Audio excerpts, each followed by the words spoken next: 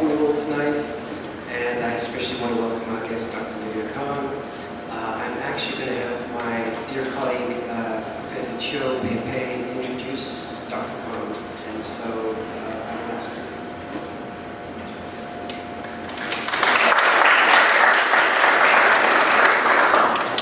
Thank you. My name is Livia Kohn, Professor of Chinese-Japanese in Chinese-Japanese Department. It is my great pleasure to introduce Professor Livia Kohn to Vassar audience. Professor Livia Kohn is a distinguished scholar and professor in the field of Taoist studies. Professor Livia Kohn graduated from Bonn University, Germany in 1980. After 6 years at Kyoto University in Japan, she joined Boston University as a professor of religion and East Asian studies in 1988. She has also worked variously as visiting professor and adjunct faculty at the University in Budapest and the Stanford Center for Japanese Studies in Kyoto. Union Institute in Cincinnati, Ohio, San Francisco State University, and the Taoist College, Singapore. Professor Kohn's specialty is the study of the Taoist religion and the Chinese long life practices. She has written and edited 35 books and over 100 articles, as well as translated works from German, French, Chinese, Japanese, so on and so forth. I don't know how one person can accomplish so many things in 24 hours a day, like our normal people can imagine. The books, because too many of them I only read the title of 10 of them. Her books include Taoist meditation and longevity techniques, early Chinese mysticism, God of Tao, Taoism handbook, monastic life in medieval Taoism, cosmos and community, Taoist body cultivation, meditation works, sitting in oblivion, Taoist dialectics, a source book in Chinese longevity, and most recently, Zhuangzi, text and context, as well as science and the Tao. Professor Kohn retired from active teaching in 2006 and now lives in St. Petersburg, Florida, from where she continues to write books, serves as the executive editor of the Journal of Taoist Studies, and manages 3 Pines Press, the Western voice of Taoism. In addition, she still serves on numerous committees and editorial boards, leads Taoist Qigong and course health workshops worldwide, and is the lead organizer of a series of major international conferences on Taoism, the latest of which took place at Taiwan in May 2016. In terms of self-cultivation, she began practicing Tai Chi Chuan in the 1970s and dedicated herself to Vipassana meditation for 20 years. Beginning in 1981, she is also a certified instructor of Kripalu Yoga, Qigong, and Scottish country dancing. Most recently, she is the leading facilitator of Core Health and co-author of Core Health, the quantum way to inner power. She has a Facebook presence and can be contacted directly at her email if you need it. I can forward later. Let's welcome wonderful lecture.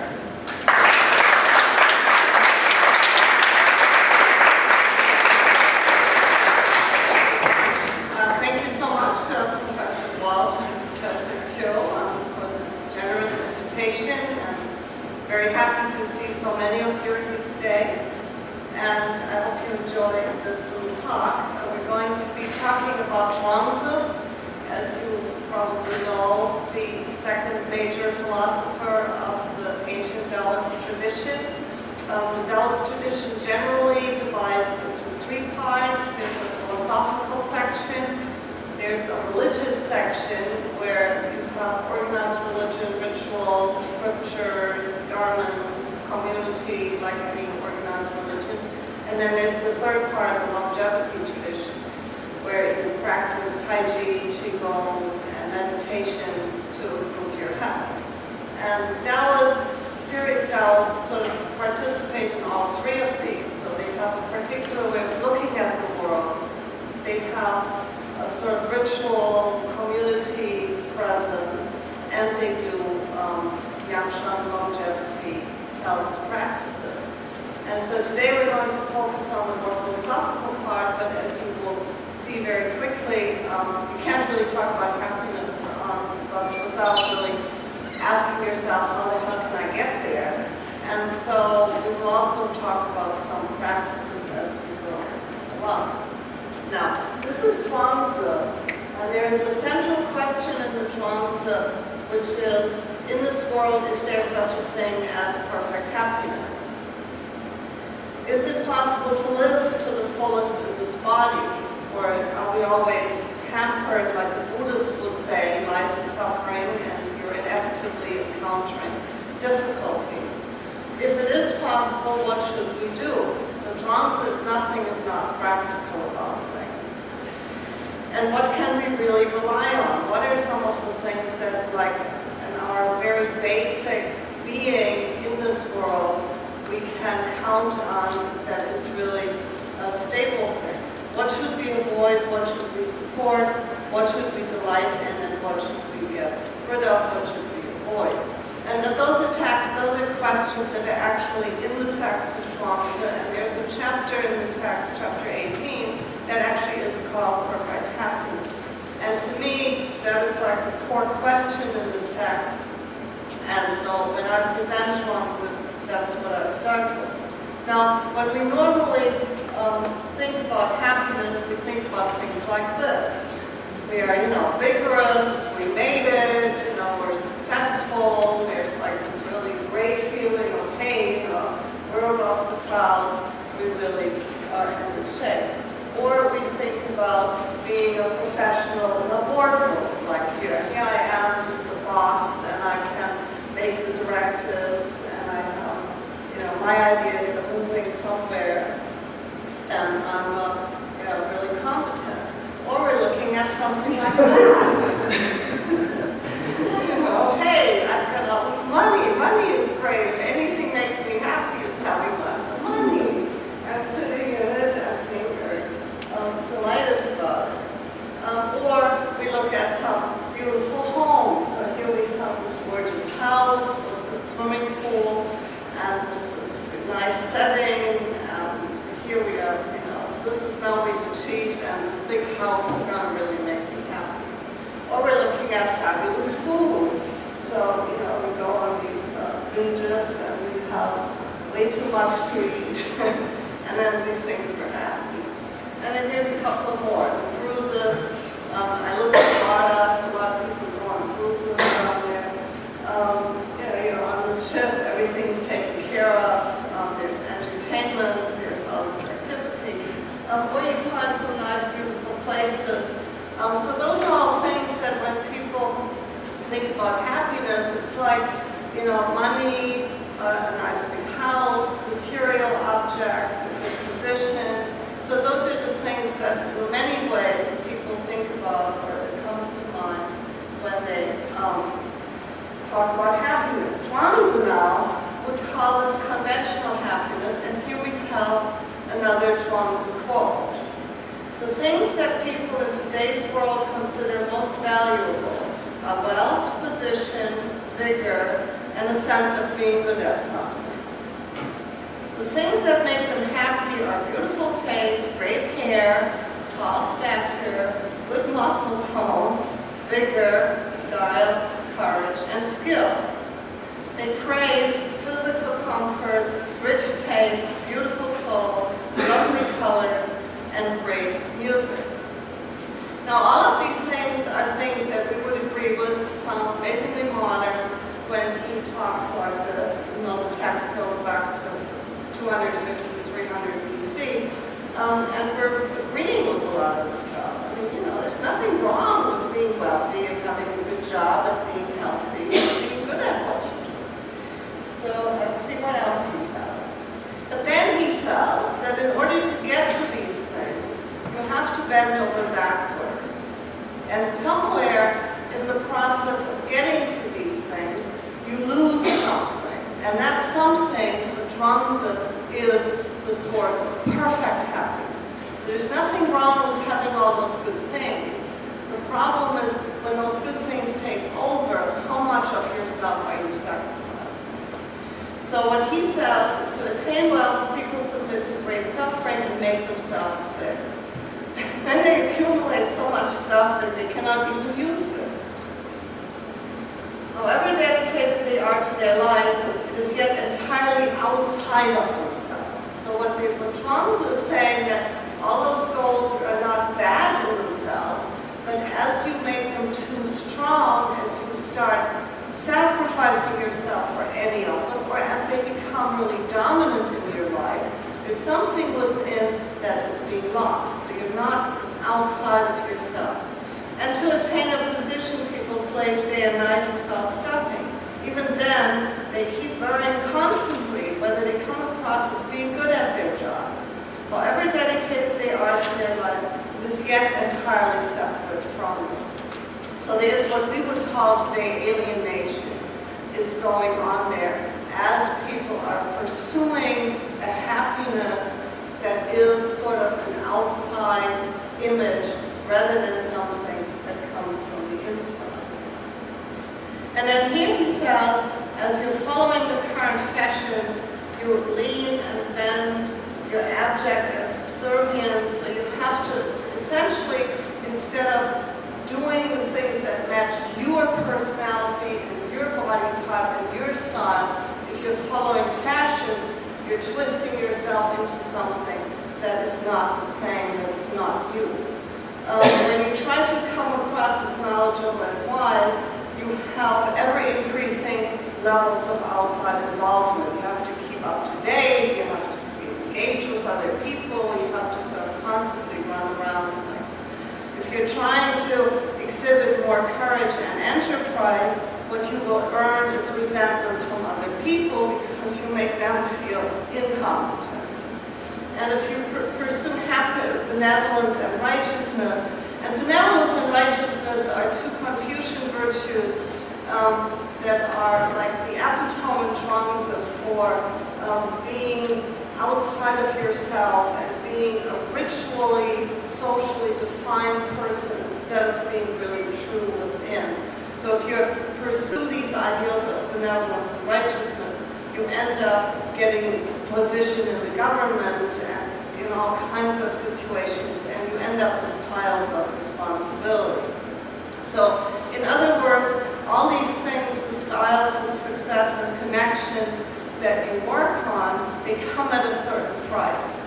And you want to balance that with the truth within yourself. So there's nothing wrong with being successful or having connections or in exhibiting courage, but you don't want to go overboard and keep within. So here he has this thing called, which he talks about 6 evils. And so the first one is confusion.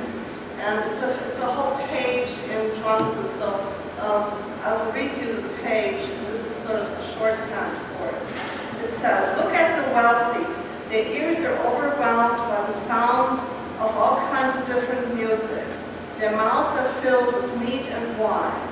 These rouse their intentions for more of the same, so they completely forget their real position in the greater scheme of things. And the position in the greater scheme of things, as we'll hear in a few minutes, is to connect to Tao and to connect to an inner truth. Then about suffering, he says, drowning in surging energies and passions, these people are like laborers lugging an uphill burden. This is suffering. So as you're pursuing those outside goals, you're laboring and suffering. Sickness. Amassing material goods, they try to find comfort. Amassing power and influence, they try to find fulfillment. Resting quietly for a moment, they sink into depression. Engaging themselves physically, they turn into maniacs. This is sickness. So he thinks that people running after all this stuff are really sick. Addiction. Pursuing wealth and running after profit, they fill their houses to overflowing and do not know how to escape. Still they lust for more and cannot resist. This is addiction. Trouble. More stuff piled up than they could ever use, grasping for more than they could ever hold. Their mind is full of cares and close to exhaustion, yet they keep going after projects and things, not knowing when to stop. That is trouble. And the last one, fear. At home, suspicious of theft by deceitful servants. In town, terrified of attacks by robbers and con artists. They surround themselves with alarm systems in their houses and dare not walk around by themselves outside. This is fear. So all of those are the price of outside happiness, and those are the reasons why Zhuangzi says that outside happiness is perfectly present, but it's not perfect happiness. So his answer on what to do about this, how to move away from this to find your inner happiness, the true perfect happiness, is to connect to Tao. So Tao, of course, is the power of the universe that flows through everything. It is a vital energy that connects us to nature, that connects us to all beings, that keeps us alive. Tao is an ongoing flow of the seasons, of life, of activity. And so we are our own body, in our own bodies. We have this eternal connection. And so we radiate energy and we connect with the energy of the universe. And one of the things he is very much in favor of is something called non-action. And non-action, which you may have heard of already, it's a very major Taoist concept, is a state of personal harmony in which actions flow freely from one's spontaneous inclination without the need for extended deliberation or inner struggle. So the things that make your heart beat faster, the things that really excite you, the things that you do and you forget the world, those are the things that are connecting you to Tao. Tao, we're all one in Tao. There's like a complete integrated oneness of everything, but we're also 100% unique human beings, unique entities that realize themselves within Tao. And so we are naturally tend to do certain things well. We naturally have things that really we want to do, our particular dreams, and they come from the inside and they flow out spontaneously, and you don't need to think about it a lot, it just sort of comes. In addition, non-action is also a state in which things unfold and develop of their own accord.